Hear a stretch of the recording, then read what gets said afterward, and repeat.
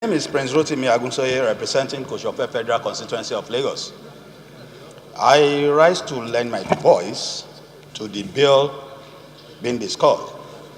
Mr. Speaker, the main reason of sending anybody to jail is to punish the person and reform the person, so that when the person comes out, will be probably sensible citizens in whatever is going on around him. But in our situation here, when you put somebody in jail, you go and harden the person. So when it comes out, the person will be more hardened than before he was sent to jail. Mr. Speaker, distinguished colleagues, I'm in support of the bill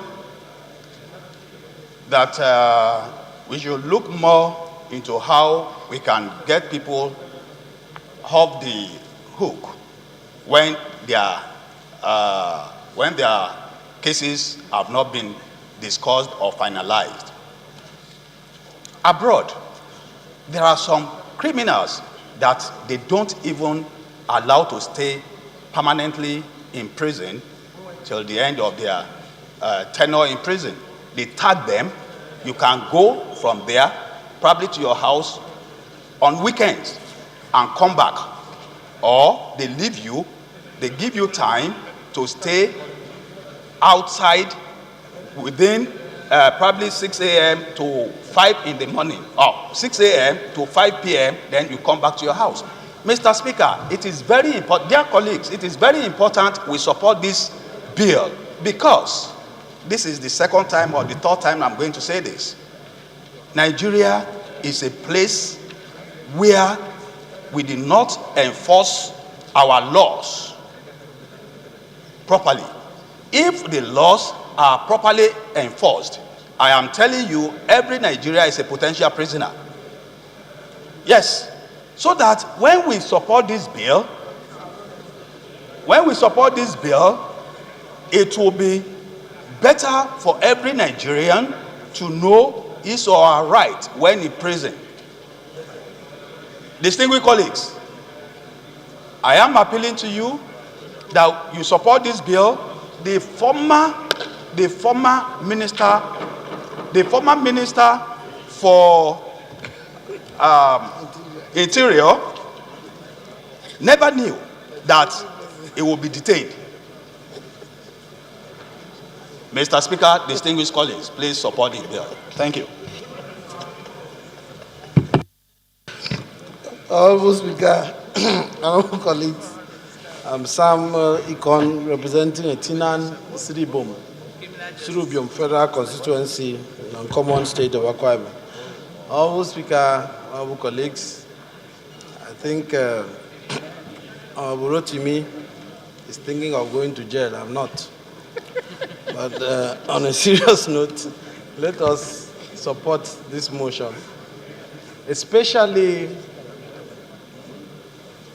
this bill seeks to help decongest, not just to decongest the courts, but also ensure that the right thing is being done. A situation where someone has an issue of is being alleged to have stolen a goat in the village, and he ends up in awaiting trial for 7 years, at times 10 years. What do you think will be that person's life when he finally comes out? First, he's angry. He will be a very angry man that the law did not protect him. Two, why can't he do a bigger one? If only issue of goat can keep him 10 years there. So we find someone that is completely destroyed. So this will ensure that those instances are taken care of, to ensure that even people that have erred can have a second chance. And those that have not erred at all, probably misrepresentation of facts or wrongful arrest, can also have an opportunity to come out and pursue their cases from a very strong point of view. So without wasting our time, I will lend my voice to this bill as it has multiple advantages, not just the decongestion of the court or of the prisons, but also giving a chance for fairness and also giving a chance for people to make the best out of their lives, even those that have erred. It gives them a window of opportunity to know that this life, if you have a second chance, you should do well. So I support this bill and wish that we give it the speed it deserves. Thank you, Mr. Speaker. Point. Honorable Nena. Point. Okay, leader. Thank you, Mr. Speaker. My point of order is a constitutional one, and that is Section 35 of the Constitution. This, and I don't want anybody to get me wrong, this is a very good bill, but it looks like we're coming via the wrong channel. This should be a constitutional amendment and not a bill. If you allow me, I will read Section 35 of the Constitution. Go ahead. Every person shall be entitled to his personal liberty, and no person shall be deprived of such liberty, save in the following cases and in accordance with the procedure permitted by law. And then it lists those cases under which you can deprive someone of his liberty. Then it goes on to say, there's a proviso. It says that provided that the person who is charged with an offense and who has been detained in lawful custody, awaiting trial, shall not continue to be kept in such detention for a period longer than the maximum period of imprisonment prescribed for the offense.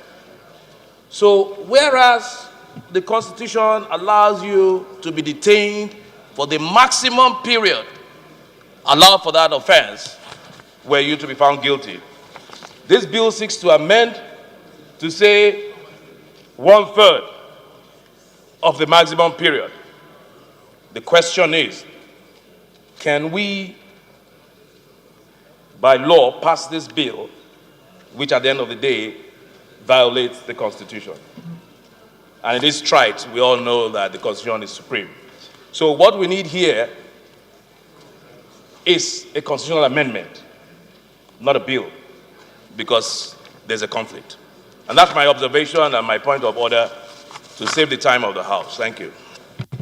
Thank you, leader. It's beyond observation, particularly when the